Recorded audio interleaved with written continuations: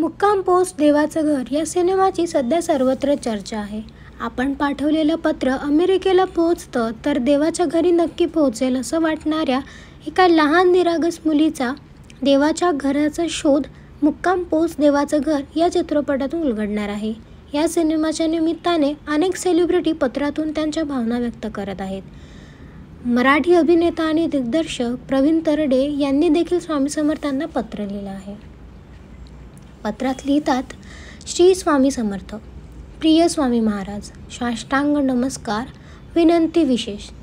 पत्र लिहिण्यास कारण की खरं तर खूप दिवसांनी पत्र लिहितोय आणि त्याचं खास कारण आहे. मी आज मुक्काम पोस्ट देवाचं घर या सिनेमाचा खास शो पाहिला. खूप दिवसांनी सिनेमा पाहताना रडलो. का रडलो माहीत नाही.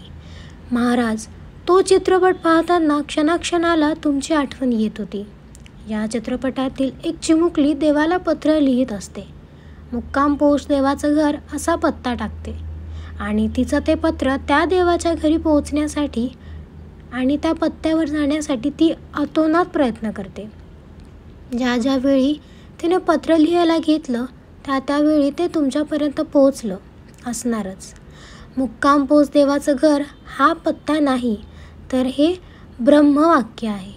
त्यामुळे महाराज, माझी विनंती आहे की 31 जानेवारीला प्रदर्शित होणारा हा सिनेमा तुम्हीही पहा.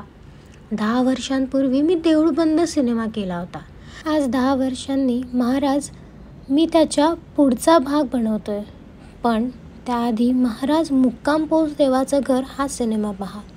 तोपर्यंत मी देऊळ बंदाचा दुसरा भाग बनवायला घेतो. या मूवीबद्दल तुम्हाला काय वाटतं मला कॉमेंट सेक्शनमध्ये नक्की कळवा.